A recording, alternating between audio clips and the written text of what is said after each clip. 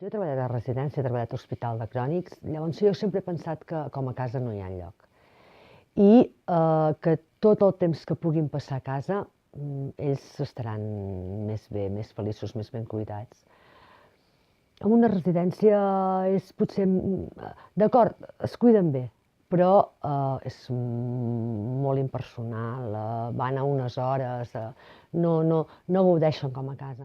Porque el cuidado de una persona, de una cuidadora en un domicilio es mucho mejor que en una residencia. El trato es más personal. Entonces ellos, si necesitan una persona para que cuiden a sus padres, pues deberían de mandar un contrato de trabajo, ¿no? Para que haya menos indocumentados aquí en el país.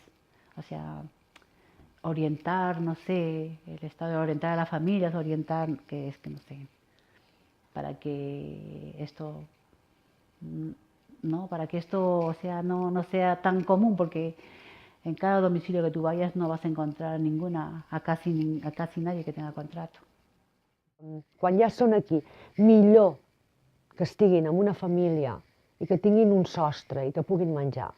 Perquè moltes d'aquestes noies que no troben feina d'això, realment les trobes en una cantonada. Elles tenen que donar, elles tenen que portar diners pels seus fills.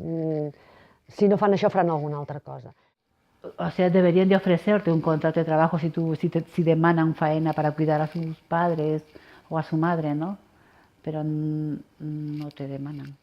Porque ahora mismo las que tienen contrato trabajando en casa no tienen el beneficio del paro. O sea, yo he sentido que hay muchas que tienen contrato pero no tienen el beneficio del paro. O sea, no entiendo por qué esa discriminación. Es rebaixen els preus, o sigui, la gent del país que volen treballar en un domicili tenen que anar a remolc de la gent de fora que els estan pagant preus impossibles. Llavors, potser així s'entén que la gent del país no vulgui treballar els preus que treballen. I llavors, no és que jo soc del país i jo cobro més. Doncs no treballaràs, perquè el mercat està així. Elles són treballadores igual com puc ser jo. I necessiten treballar, senzillament. I aquí, depèn de quines, perquè a part d'això tenen que estar-se 3 anys aquí fins que tinguin papers. És que és un peix que es mossega la cua, vull dir, a tots els pobles i a totes les ciutats està passant el mateix. S'hi té que posar mà, en tot això, per elles i per nosaltres.